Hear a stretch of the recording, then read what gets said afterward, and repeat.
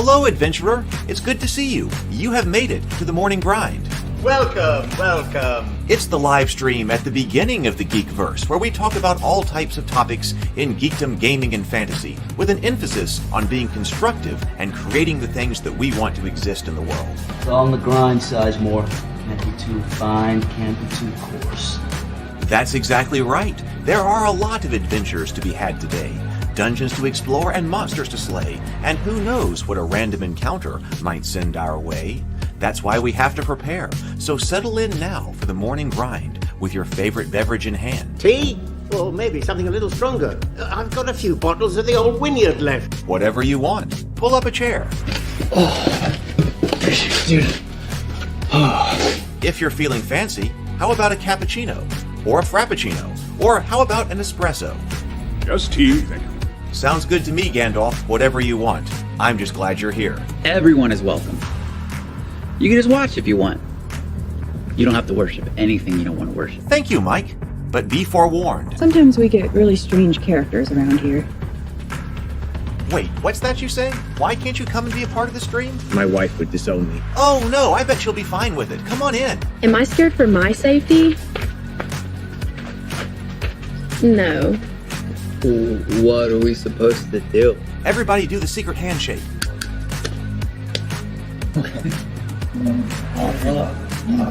Secret cultist handshake. Oh, now do wizards who love each other. This, my friend, is a science. I still don't have kids, but it's fine. It's all on the grind, son. Can't be too fine, can't be too coarse. Dude, this would be a sick place to bring the band. Indeed it would be, Dave. It really would. I'm seeing more people coming in. Welcome. Glad to have you here. Oh, look, here's someone new. Is this the cultist meetup? Yes it is. Come to hang out? Please accept me.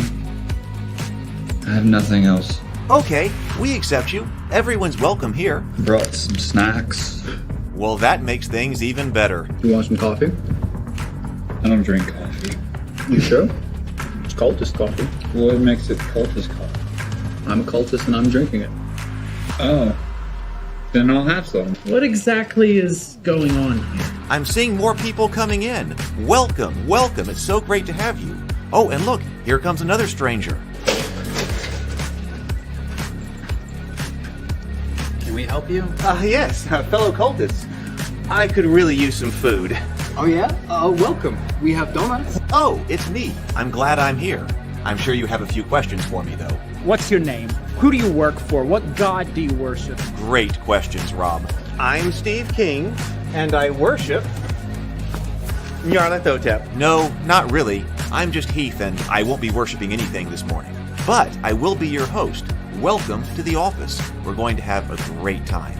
I've got my coffee ready, because now it's time for the morning grind. If you could become a fish, that would be amazing. Then I could command you with my mental fish powers. Hello. Let me stop my Dropbox from syncing. There we go. Good morning. It's great to see everybody. Welcome to my home. Welcome to the office. Welcome to the morning grind. It is so great to see you. Welcome, James and PH and Zero the Blade. Good morning to everyone. I hope you are doing great. Got a lot done yesterday. Still not completely done. Got all the videos for the coffee shop shot, as well as a couple of other things that are going on. And the first editing pass. Now I got to go through and make them even better by adding music and things like that. But that was basically what I was doing yesterday. And so things continue to move on, although slowly. So that's what's happening. And then last night, Doug and Cameron and I had a conversation about managing franchises in today's world. I was particularly I was focused on culturally significant franchises. Like what happens, like what type of responsibility does a person or a company have, if any, if they are find themselves in a position to be in charge of some type of culturally significant property. And so we talked about that on Table Talk last night. and that was a great conversation. I highly recommend watching it to anyone who was not there for Table Talk last night. So today, I figured we would go back to the Book of Exalted Deeds and talk about what was going on there. And certainly, I think equipment is coming up. So maybe we get some cool Exalted equipment. So we will see. So we're going into the Book of Exalted Deeds today. There was something else I was about to say. Oh, I'm not sure what our topic this Thursday is going to be. I haven't decided whether or not for Thursday night's table talk. I haven't decided. That would be tomorrow, right? I guess I need to make that call pretty soon. Whether or not I'm going to just do a pre-recorded show tomorrow, one of the shows that needs to come over from this channel over to that channel, or if I'm going to try to put together some type of some type of discussion. The people who we had reached out to try to have as a guest on Thursday never wrote back, so I got kind of an open slot. But on the other hand, I kind of need a little bit of a break, so we will see. Let's see. So what else is going on? I guess that is about it at the moment. Hey, Charlie. So hopefully by tomorrow, I'll have actual sign-up pages, the landing pages and stuff for everybody. And then we'll start seeing who wants to come play games in the virtual coffee shop and all that, and hopefully get all that going in a big way. I'm looking forward to it. Everything takes forever. You have to be careful about what type of projects you want to take on because everything takes a while. All right, let's go ahead and go over here and take a look at the Book of Exalted Deeds this morning. Let's breathe and sip first. Everybody got their coffee this morning or their favorite beverage. I got mine right here in a fish do not drink tea mug. So let's breathe and sip. Let's take 2 deep breaths in, complete exhales, and then take a sip of our favorite beverage. So here we go. Let's breathe.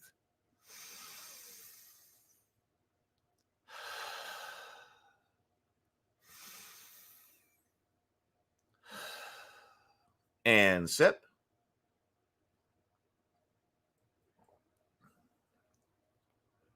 There we go. Oh, that's good. That was good. That was a good sip this morning. Let's go one more time. Yes, I think so. All right, let's see about this book here. Start the auxiliary camera. I hope everybody is doing great this morning. Let's see.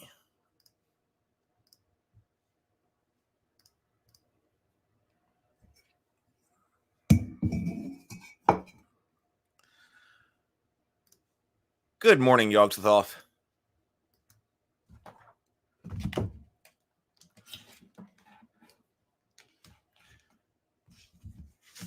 All right.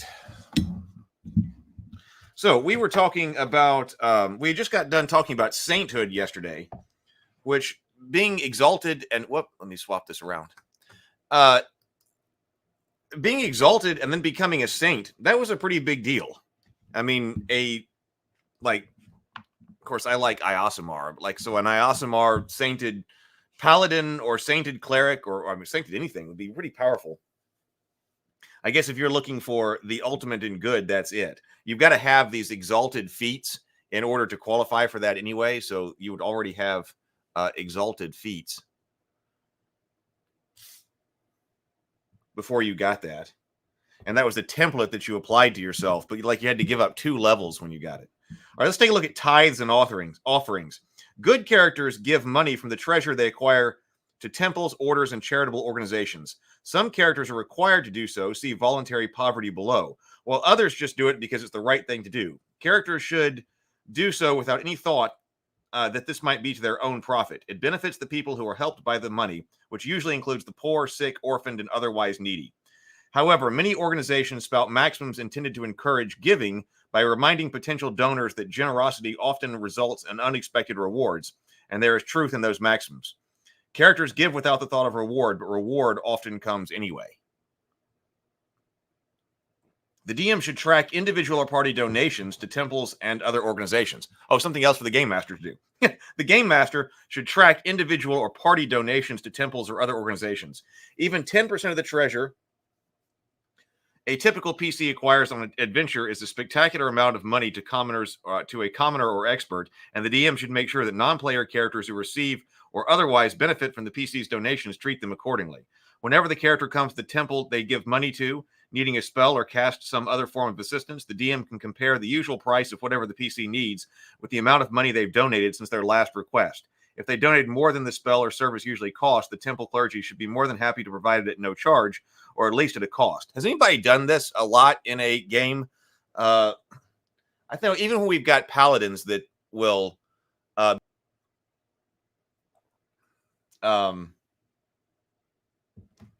still remember it being rather abstract.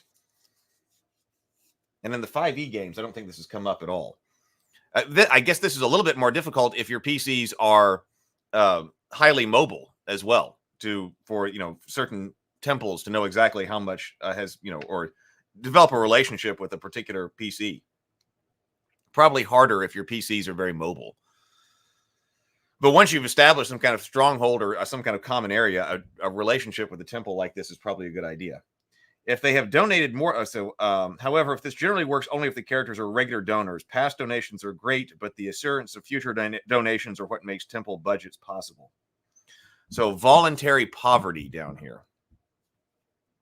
In many cultures and belief systems, the height of purity is embodied in an ascetic lifestyle that involves forswearing all material possessions. Such a life is hard for most D&D characters to imagine, since their possessions, particularly their magic items, are such an important part of their capabilities. A character who swears a vow of poverty and takes the appropriate feats, sacred vow and vow of poverty, cannot own magic items, but he can gain certain spiritual benefits that can help outweigh the lack of those items. These benefits depend on the character level. The level at which the character swears the vow and takes the appropriate feats is irrelevant.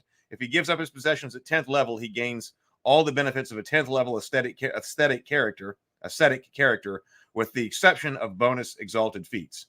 So AC bonus, so you're going to go ahead and get stuff. Hey, good morning, Sable. PH says, Heath, do I know the Exalted RPG? If you do, what do you think about it? I only know the first edition. I find the idea very interesting, but the execution not so great. I was turned off by the rules. I do not know it, but that's come up here, right? Let me look at the cover.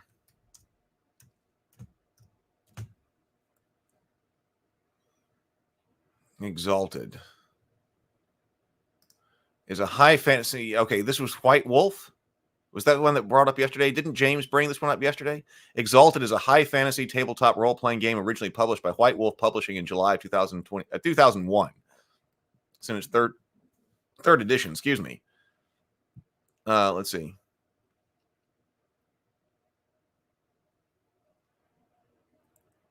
Well, this doesn't really tell. Well, okay, down here, there's a lot of stuff on background of the setting.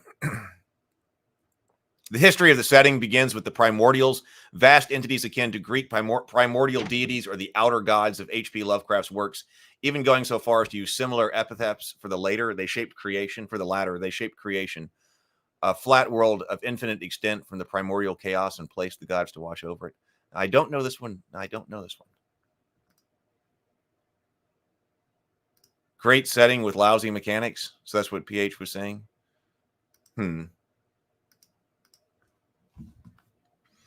Okay, so AC, you get an AC bonus for voluntary poverty. A first level ascetic receives a +4 exalted bonus to his armor class. The bonus increases to +5 at third level.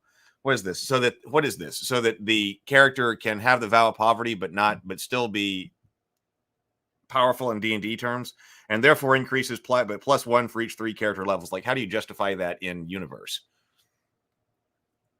That you took a vow of poverty and now your AC is increasing. This bonus does not apply to touched attacks and does not hinder incorporeal touch attacks. Brilliant energy weapons, however, do not ignore this bonus.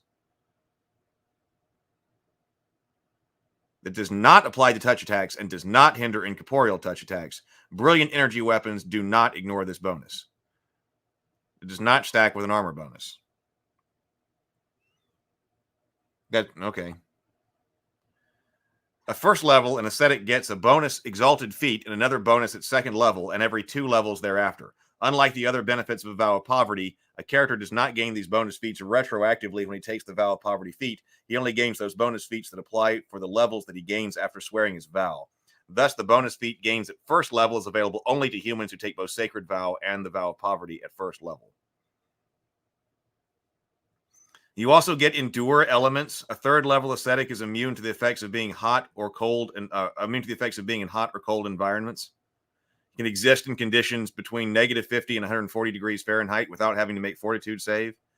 You get Exalted Strike. At 5th level, you don't have to eat or drink. Deflection, you get a +1 deflection bonus to your armor class. This bonus increases to +2 at 12th level and at 18th level. So this is like trying to turn you into... This is almost like a class. Like high fantasy monk breatharian or something. You get natural armor, mind shielding. Oh, by the time you get to 12th level, you no longer need to breathe either. So this is this is a lot more than just a Vow of Poverty here. Whatever the freedom of movement spell is, you get that. Regeneration, you can get regeneration and then true seeing. That's a lot of benefit. That's actually a lot of benefit for taking a Vow of Poverty because you can't lose your stuff, right? I mean, at least one way that you can control things in Dungeons and Dragons is by, you have the sword taken away or your armor taken away or something like that. But actually, this sounds like a pretty good idea because even though you can't use magic items or have them or have weapons or armor, it still seems like you're going to be pretty powerful. And it's going to be impossible to take your stuff away. I don't know about this one. A character who has forsaken material possessions may find himself at a marked disadvantage when it comes to certain necessary expenses, such as expensive material components. One option for an ascetic character is to beg components from other party members who are probably gaining as much benefit from having the spell cast as the caster is. Alternatively, an ascetic spellcaster can sacrifice experience points in place of expensive components, with 1 XP equal to 5 gold coins value of components. Having a character in the party who has taken a Vow of Poverty should not necessarily mean the other party members get bigger shares of treasure. An ascetic character is an extreme in works of charity, as she is in self-denial. The majority of her share of party treasure, or the profits from the sale thereof, should be donated to the needy, either directly equipping rescued captives with gear taken from fall of captors, or indirectly making large donations to a temple noted for its work among the poor. While taking upon herself the burden of poverty voluntarily, an ascetic recognizes that many people do not have the freedom to choose poverty, but instead have it forced upon them and seek to better those unfortunates as much as possible. Hey, good morning, Andrew. Waging peace. If the Vow of Poverty stretches the basic assumptions of the D&D game, the Vow of Nonviolence and the Vow of Peace feats shatter them. Characters who don't kill, it's almost unheard of, and doesn't just cause problems with what happens to characters as they advance, as poverty does, but it raises the question of how they advance at all. The experience system in D&D relies almost entirely on defeating monsters in combat. If the characters don't enter combat, they don't normally gain XP. At least that's the assumption in most D&D campaigns. Now, has anybody ever played a campaign like that? However, the experience system can stretch to accommodate even completely pacifist characters with the Vow of Peace feat. First, the XP system is presented in the Dungeon Master's Guide, rewards characters not for killing monsters, but for overcoming challenges. Characters with the Vow of Peace feat have means at their disposal to overcome challenges without killing anything. Their calming aura can stop the would-be attackers in their tracks, and non-lethal damage and charm and compulsion spells are excellent alternatives to damage-causing evocations. Second, the Dungeon Master Guide presents options for granting XP to characters who overcome challenges that have nothing to do with slavering monsters or deadly traps. Hey, Edwin. Good morning. Good to see you.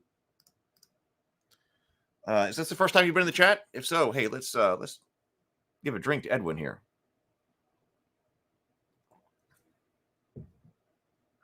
Second, the Dungeon Master's Guide presents options. Okay, we just said that. If the DM is willing to construct encounters or entire adventures where pacifist character skills at negotiations and other means of dealing with serious non-combatants are tested, She can reward XP for non-combatant encounters as described in the Dungeon Master's Guide.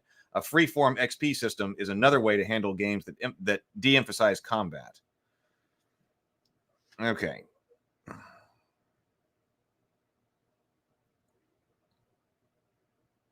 A DM should never set out to punish a character for taking the Vow of Peace feat. For the DM to pronounce one session, a gnat got through the strainer in your drinking water this morning. You swallowed it, and now you need atonement, is simply capricious and unnecessary antagonistic to the player. The DM and the player should work. How would you even know that? The DM and the player should all work together to ensure that a character with a Vow of Peace contributes something to the game so that everyone can enjoy it more. Words of creation. The words of creation are fragments of long lost thought to be the of a lost language thought to be the precursor of the celestial tongue. They've been good books. Oh, Tomocrat says I used to take the vows, so Tomocrat's done this. Yeah, these were pretty good books. We especially enjoyed the Book of Vile Darkness. We did look at that here on the channel.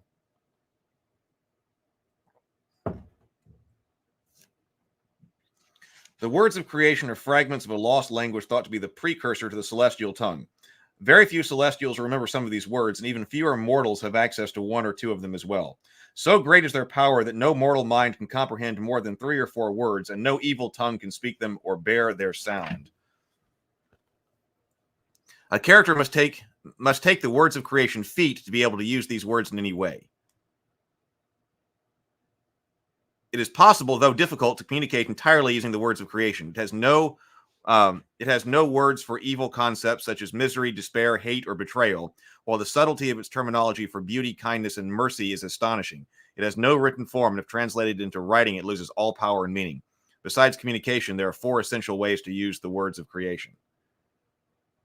Okay, I thought these were separate. So, celestial choir, creation, exalted power, and true name. But you have to have the feat in order to be able to use these.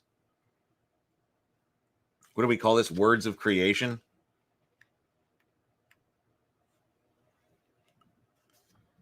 You have learned a few of the words that were spoken to create the world. Prerequisites: intelligence 15, charisma 15, base will save bonus of +5.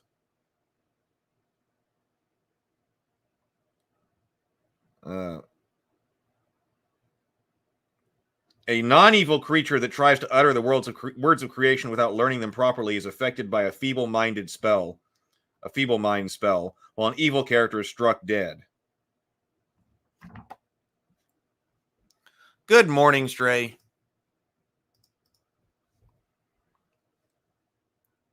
All right, so celestial choir is one way to use them. The words of creation can be woven into song, forming music that surpasses any earthly melody and echoes the grandeur of the music of the heavens. A bard who has the words of creation feat can use the powerful words to enhance his bardic music as detailed below. When a bard uses the words of creation in this manner, it's extremely draining, and the bard takes 1d4 points of non-lethal damage. For each rank in performing required to produce the bardic music effect he's enhancing. For example, if Devis uses the words of creation to double an aspiring courage effect, minimum of 3 ranks and perform, he takes 3d4 points of non-lethal damage.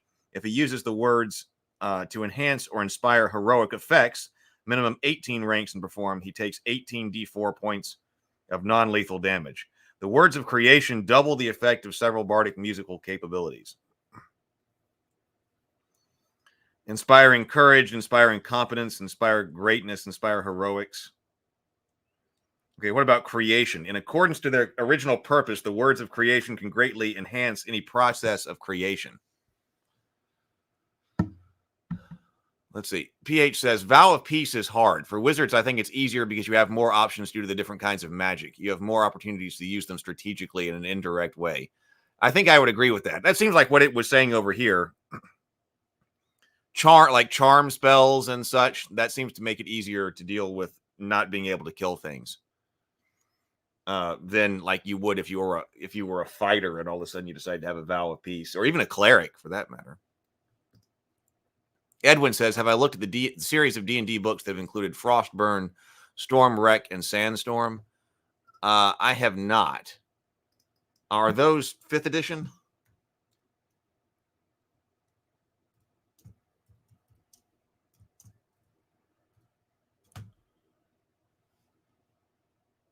Oh yeah. So actually, I think I thought I remembered Stormwreck from someplace. So that is in the starter set. I think we did take a look at that starter set. It's been a long time, but we were taking a look at a bunch of different starter sets, and we looked at that, and so that's where I know Stormwreck from. But that's all that we've looked at. A cleric could also just buff the party members and cure, but in 3.5, clerics were great combatants. Buffing themselves made them one of the great fighters in the game. Oh, no, it was 3.5? No, I have not then. And I don't remember them. We played a lot of 3.5, but I don't remember them.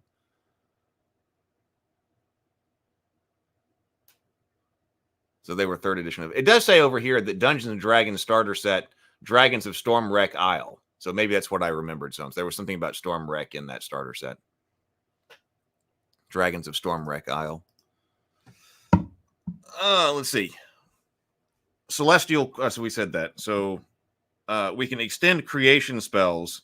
If they're spoken as part of casting a conjuration creation spell, the duration of that spell is doubled, as if if an extended spell feat had been applied to it. Okay, Exalted Power. The words of creation help energize good magic items and spells. If used in conjuration, conjunction with a good spell that has a verbal component, the words of creation increases the spell's effective caster level by 1. I think I was looking for more out of this. What is true name? Each creature has a unique true name among the words of creation. No mortal is familiar with the countless true names of every creature in the world, no matter how extensively she has studied the words of creation. Nonetheless, a character familiar with the words of creation can research a specific creature's true name if she has access to legend lore or either contact other plane or commune. Researching a true name is similar to researching a new spell. It requires 1 week per 2 HD of the creature and an expenditure of 1,000 gold coins per week. The character must cast or have cast on her behalf legend lore once every week, but the material component cost is included in the research cost. Okay, so what does that get you once you find this out? Once you've discovered a creature's true name, you can exercise her power over that creature in a number of different ways. Imposing a -4 penalty on the creature's saving throws to resist a specific compulsion or spell effect, reduce the creature's spell resistance by 4, and the amount of damage reduction by 5, lasting 1 minute, can teleport or teleport greater or greater teleport to a creature without including herself as the target of the spell. Or gain a +6 on her bonus on opposed charisma checks. I don't know. I guess I was looking for more out of the words of creation here. So each one of those books has a focus on playing in a specific environment. Well, that does sound. Then what's in some of the D&D 5e stuff? Stormwreck Isle keeps coming up.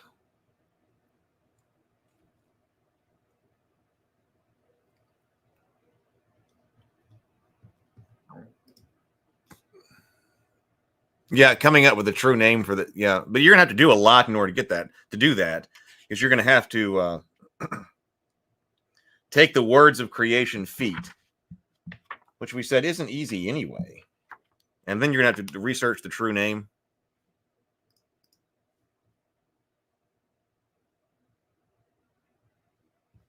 Let me let's look up Sandstorm.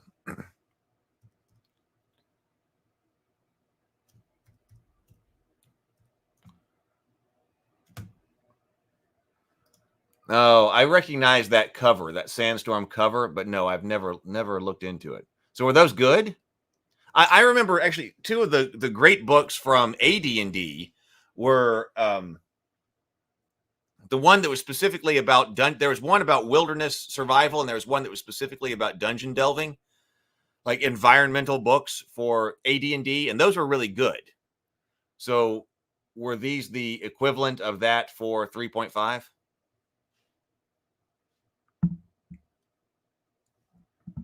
So, exalted equipment here.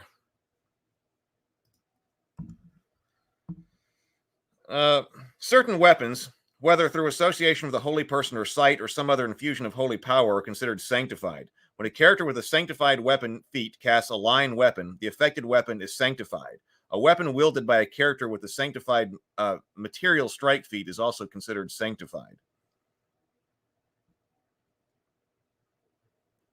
Sanctified weapons are not inherently magical, though they are inherently good and radiate a faint aura. So this is certain weapons. This just says, okay, certain weapons are sanctified. When a character with a sanctified weapon feat casts a line weapon, the affected weapon is sanctified. So that's another feat. Sanctified weapon.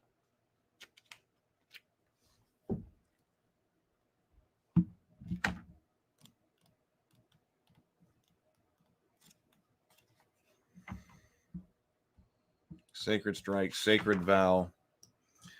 Sanctify martial strike, sanctify natural attack, sanctify weapon. Prerequisites: be able to cast a line weapon. I have no, how in the world do you figure out how to cast a line weapon? When you cast a line weapon, the affected weapon also becomes sanctified. The sanctified weapon deals 1 extra point of holy damage to evil creatures, or 1d4 points of damage to evil outsiders or evil undead. In addition, creatures with the corrupted template, described in the Book of Vile Darkness, cannot recover hit points dealt by a sanctified weapon by means of normal healing, including fast healing. Is a line weapon a spell in this book? Monsters, paragons, magic.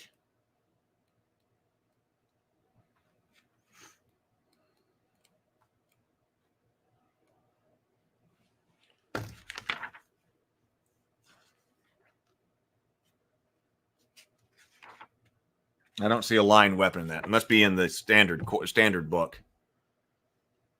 Variant rule: better sanctified weapons. In a campaign devoted to combating the depraved depths of evil, it might be appropriate to increase the power of sanctified weapons.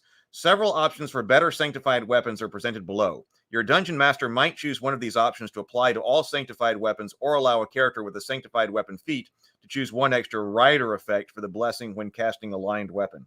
Certain creatures might have particular vulnerabilities to sanctified weapons. Tomocrat says the Sandstorm books are okay if you're adding that element to your campaign. Think they have some feats and spells and a ton of environmental lore. I am sure they have spells and feats, and they probably have prestige classes too. Right?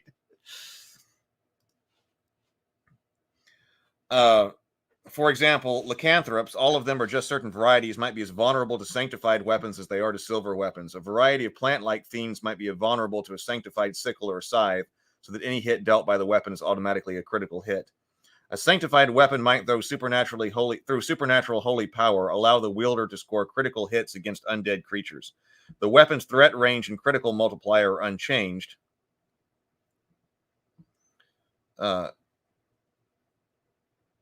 But the wielder must still roll to confirm the threat.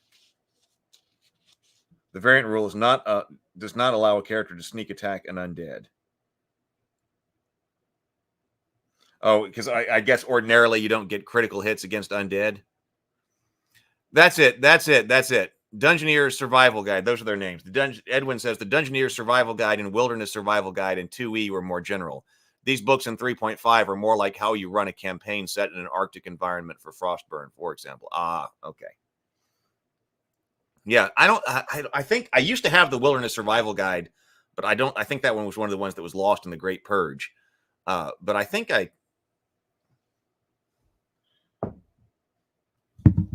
the Dungeoneer's Survival Guide is still over here. Oh, no.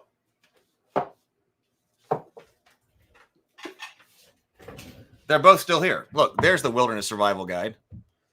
And there's the Dungeoneer's Survival Guide. I really liked the Dungeoneer's Survival Guide. We've never looked at this one on the Morning Grind. Maybe we should take a look at this one sometime. Of course, it's got all of the elements of AD&D here, which everything is built kind of in an ad hoc way, rather than being, of course, part of like a unified way to resolve things. So, but you get a bunch of different circumstances that are in here. And then the Wilderness Survival Guide was also good. And once again, same kind of way. A bunch of ad hoc rules for, I say developed in, developed in one-off kind of ways. for dealing with other situations. We might have to look at those. I don't know why I never put these on the list, but they are here. Go Thaco. Andrew says, survival guide makes me wonder if they have the opposite funeral rites for AD&D. They should. Okay. So sanctified weapons. I guess you can't ordinarily crit the undead. I guess that's what I was saying, but I guess you can if you have that better sanctified weapon. Let's see. Non-lethal weapons, ravages, and afflictions.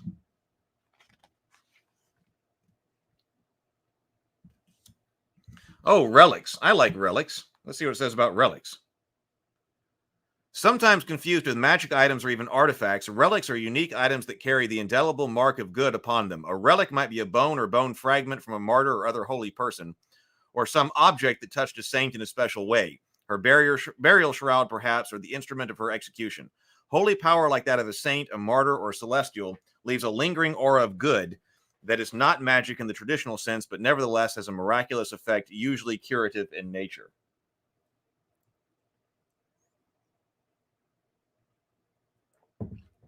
All relics radiate an aura of good. An evil outsider or undead creature that touches a relic is burned as if by holy water, taking 2d4 points of damage. Relics are always considered sanctified, so if they are used as a weapon, they deal 1 extra point of damage against evil creatures and 1d4 points of damage against evil outsiders and evil undead. Like artifacts, relics cannot be manufactured, bought, or sold. However, each relic has a marketplace equivalent for the DM's use in assigning treasure only. These prices are calculated through the relics as though the relics were magic items. Likewise, relics have caster level equivalent for purposes of spell casting and spell determination. The strength of the aura of good, for determining the strength of the aura of good, but relics never radiate magic, cannot be identified with the identifier analyzed Weimer spells, and cannot be suppressed or dispelled with dispel magic or anti-magic field. So we got some examples here. Bleeding statue. The life-size statue depicts a saint and is located at a site where the saint lived for an extended period, performed an important deed, or died. On certain occasions, no more than once a month, often once a year on the anniversary of a special event, blood drips from the statue, emerging from locations that reflect wounds the saint suffered in life. The taste of the blood acts as a greater restoration spell, and the statue typically produces enough for 1d4 doses on each occasion. The statue constantly provides a halo effect on and encompasses the area where it's located, such as a temple on the grounds with an attached death ward effect that protects all good creatures in the area. Executioner's Axe, an instrument of execution used to end the earthly life of a holy person. The Executioner's Axe relic holds good and evil intention within itself. The blade of this great axe is stained red with the saint's blood. The axe is a holy vorpal great axe, though it has no enchantment bonus. However, a good creature wielding the axe takes a -2 penalty on attack and damage rolls, while evil creatures take the normal penalty for wielding a holy weapon.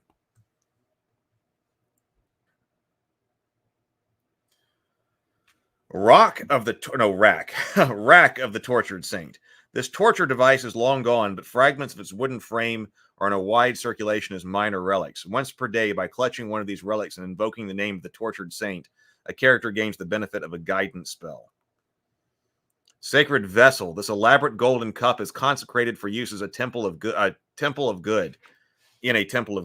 Water placed within it becomes holy water. If evil creature drinks anything from this vessel, the creature must make a DC 18 fortitude save or contract the depraved decadence affliction. See Ravages and Afflictions above.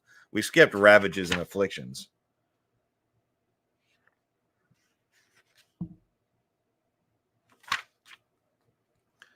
Saint's Burial Shroud. The shroud laid over a saint after his execution, this fine linen cloth still bears the image of his body faintly limbed on its surface. I don't know that word.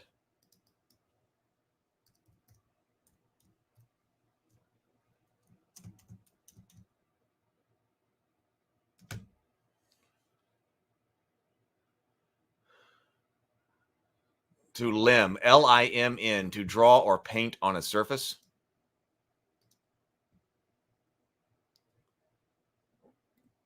It says to depict or describe in a painting or words. That seems like a good one to remember. So Limn. To faintly describe, to depict or describe in painting or words. It's interesting that it's painting or words. That was probably going to get used. All right. A good character who touches the shroud is instantly healed of all diseases, while an evil creature that touches it must make a DC 14 fortitude save or contract the eternal torpor affliction. See Ravages and Afflictions. Saint's Fingerbone. The small charm grants the character carrying it a +1 resistance bonus on all saving throws. Saint's Thigh Bone.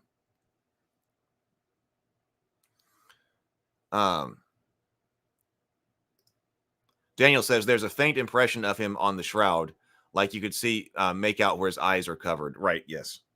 So it's like the Shroud of Turin.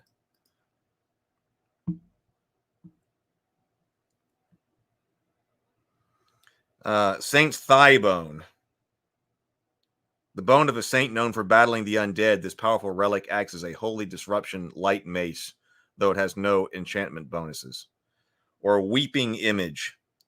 The Sacred Iron, which I've seen, by the way. I've been to see the Shroud of Turin.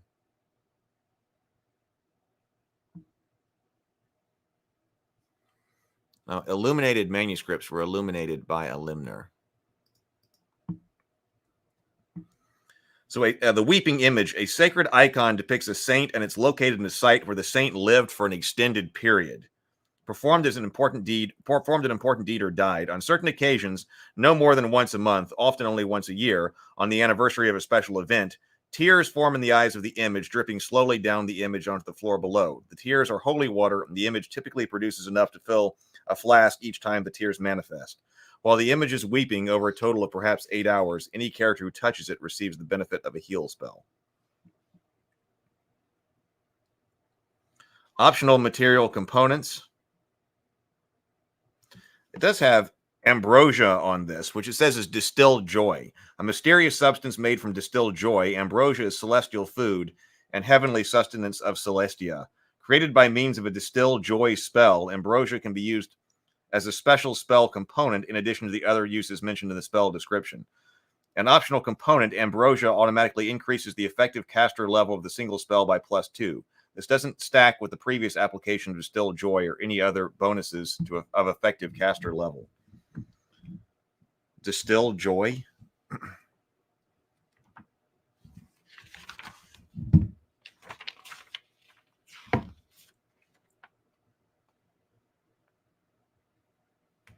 Yeah, distilled joy is a spell in here. You draw forth the material essence of joy from a creature experiencing great bliss. This physical manifestation of joy, called ambrosia, can be used in the creation of good magic items as a special spell component or a drug-like substance with no addictive qualities. The celestial Hebdomad, the ruler of the seven heavens, subsists entirely on ambrosia. The caster draws ambrosia from the target and contains it within a tiny receptacle such as a vial. Ambrosia can only be drawn from blissful creatures, and the creature achieves the state of bliss can vary from how the creature achieves the state of bliss can vary from one individual to the next. For example, distilled joy can be cast on a deliriously love-struck character, a dryad dreaming near her tree, an artist crafting his life's masterpiece, or a character experiencing a moment of rapture or undiluted sexual pleasure.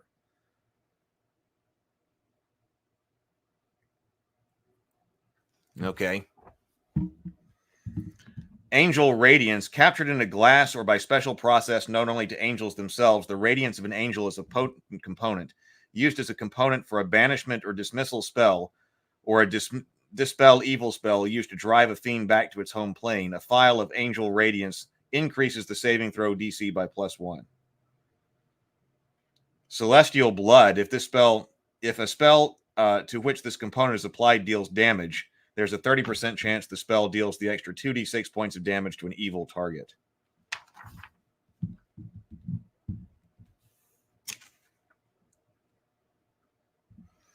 We've kind of looked at exalted feats already. But there are a lot of them in here. Resounding blow, holy subdual, intuitive attack. Touch of golden ice. Stigmata is here. You bear the marks of wounds on your body, a sort of living martyrdom. You can heal the wounds and ailments of others by using your own life force. When you activate this ability, as a free action, you immediately take 2 points of temporary constitution damage. You can take as many points of constitution damage as you wish, as long as you remain alive and conscious. Once you've activated your stigmata, you can touch your allies to heal them of 1 point of damage per level they possess for every 2 points of constitution damage you take. In addition, any character you touch, you can heal them 1 point of damage per level they possess for every 2 points of constitution you take. So if they're level 8, you can heal them 8 points of damage for every 2 points of constitution that you take. Taco Bell. I can't believe anybody's never thought of that before. That sounds like that needs to be a skit or something online, like with a D&D skit. Taco Bell. Welcome to Taco Bell.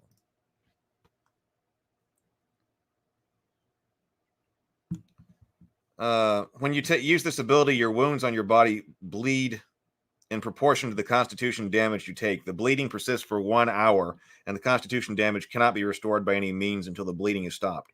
Once the bleeding is stopped, you can freely activate the stigmata again, whether or not you've recovered your lost constitution. That sounds fun. I would take something like that. Prestige classes. Anointed Knight.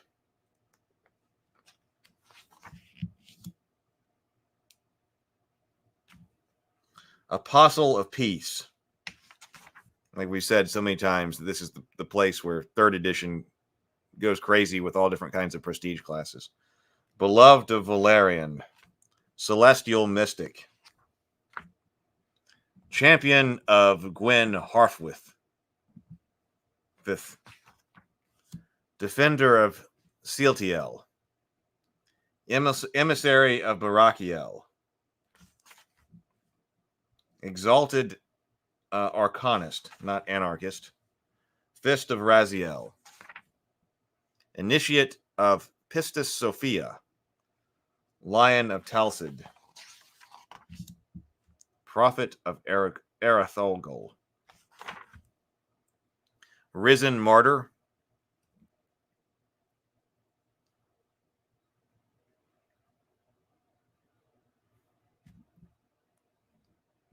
You must have succumbed to martyrdom in order to get that one. Sky Lord. Slayer of Damiel.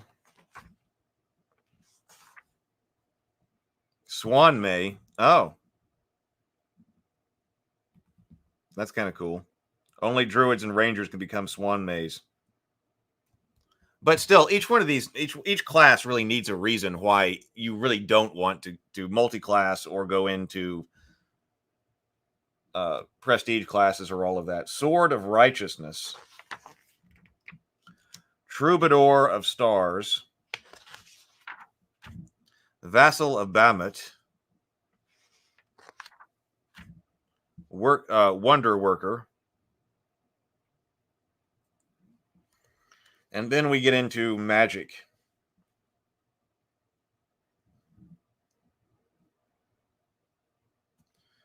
So good spells. Not many spells in the player's handbook have the good description, but this book includes many more.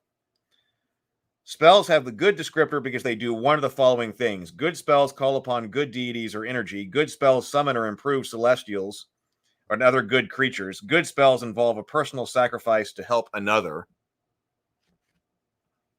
Yeah. Sable, and just too many of them. Prestige classes were so overcomplicated in 3rd edition. And you're never going to use most of them anyway.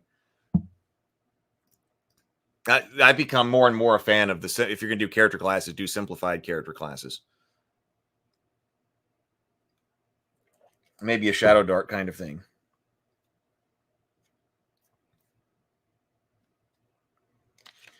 So what is good?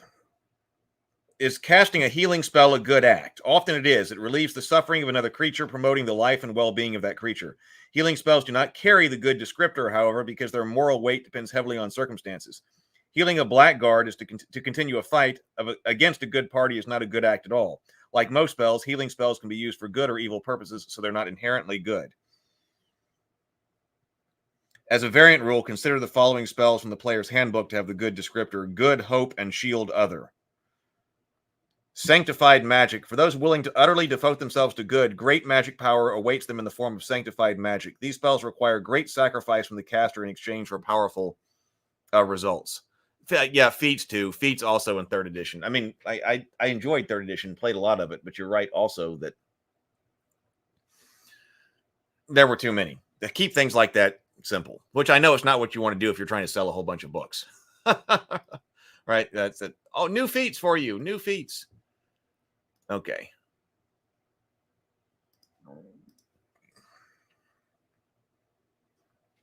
Spellcasters prepare sanctified spells just like they do regular spells, and casters who do not prepare spells, including sorcerers and bards, cannot make use of them except from a scroll. Evil characters cannot cast sanctified spells, including the ones from magic items. A sanctified spell usually has no material components. Exceptions are noted.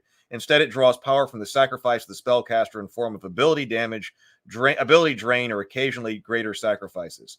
If a sanctified spell is made into a potion, scroll, wand, or some other magic item, the user of the item must make the sacrifice, not the creator. The creator still pays the XP cost and the GP cost for creating the item. So we got lists of the sanctified spells here. Twilight Luck, Divine Inspiration, Luminous Armor. Shimmering Light surrounds the target, grants a +5 armor bonus, dispels magic darkness, and imposes a -4 penalty on opponents' melee attacks.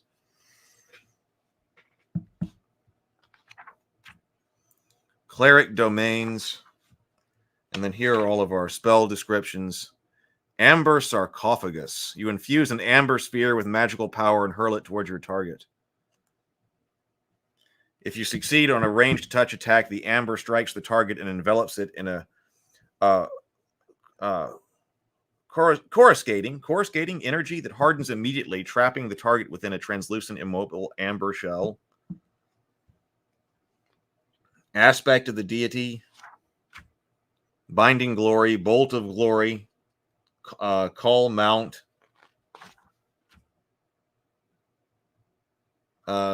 Convert Wand. This spell temporarily transforms a magic wand of any type into a healing wand with the same number of charges remaining. Dragon Cloud, Diamond Spray, Dancing Web. There was Distilled Joy. Energized Potion. This spell transforms a magic potion into a volatile substance that can be hurled out to the specified range. The spell destroys the potion and releases a 10-foot burst of energy at the point of impact. The caster must specify the energy type when the spell is cast.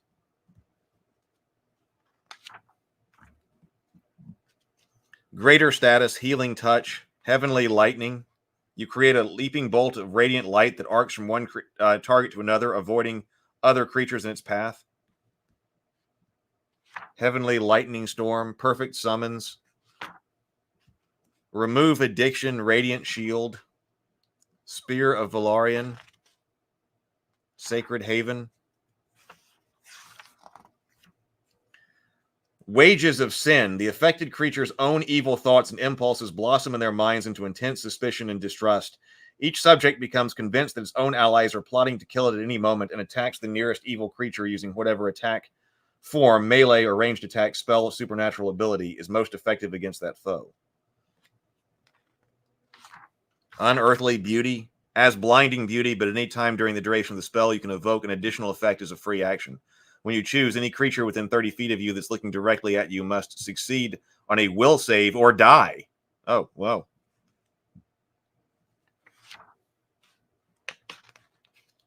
Magic items. Weapon special abilities include Banishing, Blessed, Enfeebling, Heavenly Burst, Paralyzing, Righteous, and Roaring. Then we have a list of specific weapons. Staffs, intelligent items, major artifacts. It says redeeming evil and magic items. Some magic items are forged in evil and carry its taint regardless of who wears them or to what purpose they're put. Demon armor, unholy weapons, a 9-live stealer, a rod of the viper, a dark skull. These items are evil. They work only for evil characters, and often they bring harm to good characters who try to use them. As such, they present a special challenge to a good character. She can't use them, and selling them would mean putting them in the hands of a potential enemy. What then is Alejandra to do with her foe's demon armor? Although it's extremely difficult to accomplish, the character who is devoted to good can sometimes redeem an evil magic item, turning its power to holiness. Like creating a magic item from scratch, redeeming an evil item requires the appropriate item creation feat, time, spells, and experience points, but does not require gold. The first step toward redeeming an evil item is to temporarily suppress its magic properties with Dispel Magic. Redemption cannot proceed until evil is suppressed. Therefore, the process of redemption is very similar to the process of creating a magic item from scratch. The Redeemer must spend 8 hours per day in prayer or meditation with the item, must cast any prerequisite spells for the redemption, and must spend 1 day per 1,000 GP to redeem the item's base price. The only cost of the character besides time is XP equal to 1/25 of the item's redeemed base price.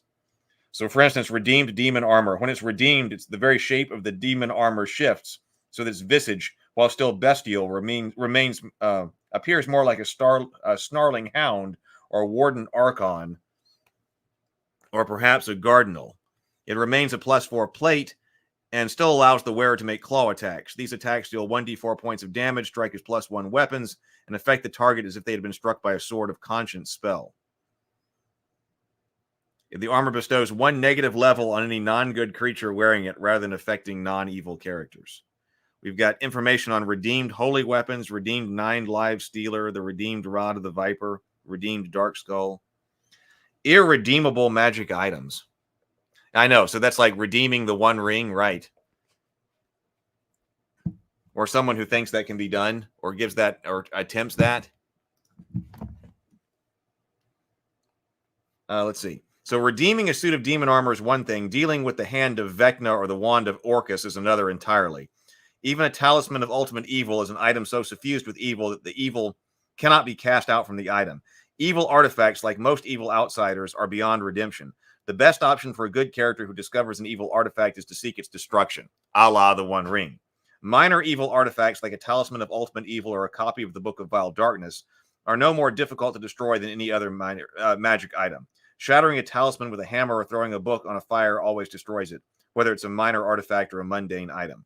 Mordecai's disjunction has a chance to destroy any major artifacts, though at great risk to the caster. As a variant rule, the DM can decide that a good character in a consecrated or hallowed location gains a +4 sacred bonus on her will save to avoid the devastating consequences of destroying an evil artifact by this means. Every artifact has its own specific means of destruction as well. The Dungeon Master's Guide suggests some possible means.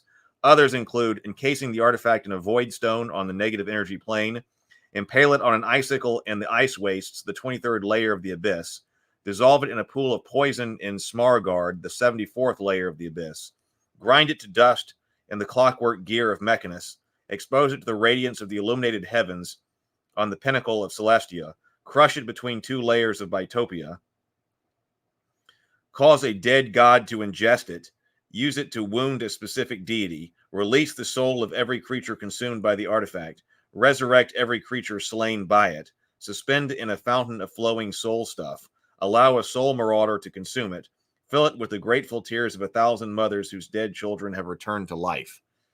The powers of good smile upon those who rid the world of great evil by destroying a major evil artifact. A party of good characters who destroy an evil artifact can request a miracle at no cost.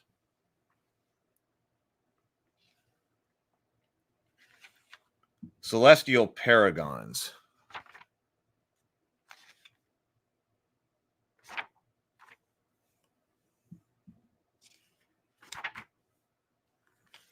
I'm not even sure what that is. The Archons, Cardinals, and Elderins have their rulers, leaders, and exemplars on the celestial planes where the gods hold sway. These celestial paragons share much in common with each other and also bear certain similarities to their archfiend counterparts in the lower planes. Oh, okay. At the same time, each is a unique being blessed by powers and the abilities that relate directly to the paragon's area of interest or expertise. Raziel and Pistis Sophia are both Archon lords, but their nature and abilities are radically different, as Raziel is the champion of paladins and Pistis Sophia is the exemplar of monks. Okay, so this is like as you travel through the plains who you could meet. So I think we may have seen some of these names before. Yeah, like Damiel. So that's someone, there was a prestige class based on some of these. So the equivalent, who you would find. Yeah, I know. That's what I was thinking. Well, we got to resurrect somebody. Maybe we should destroy this magic item and then ask to get the dead character back.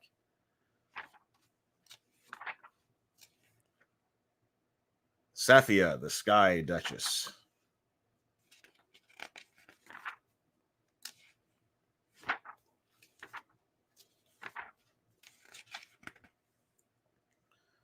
The Court of the Stars.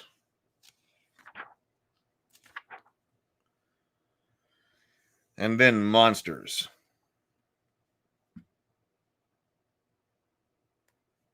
Got to have more monsters too.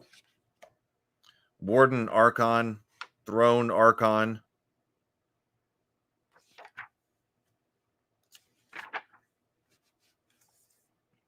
Crypt Warden.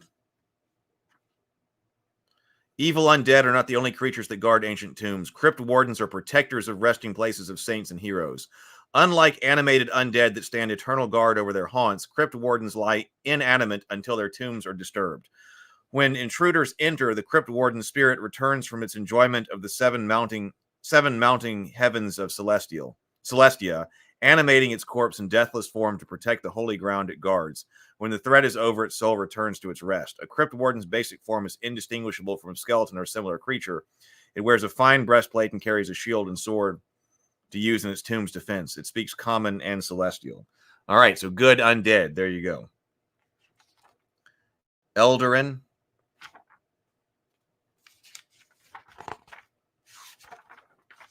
Gardenal. Mustaval.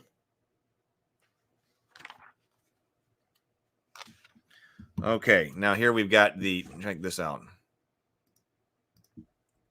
The Holy Font. Okay.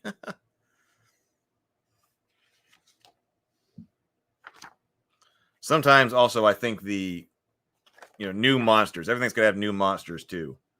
I think sometimes we also go overboard on all the new monsters. Maybe some of them are cool, but we also go overboard there. I think. Sacred Watcher. But every book's got to have new monsters. A Sacred Watcher is when a character of great virtue dies while another person is in her care. She sometimes clings to the form of life as a Sacred Watcher. Not undead but deathless, a Sacred Watcher is very similar to a ghost.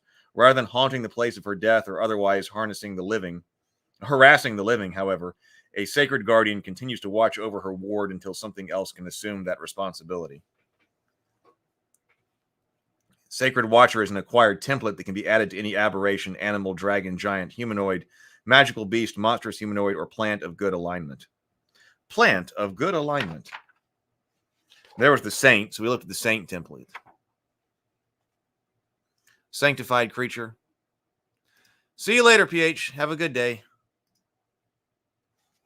When an evil creature is subjected to a Sanctify the Wicked spell, it gives up special qualities, attacks, and abilities that are inherently evil in exchange for more benevolent powers. Creating a sanctified creature. This is a template that can be added to any evil creature except for outsiders with the evil subtype.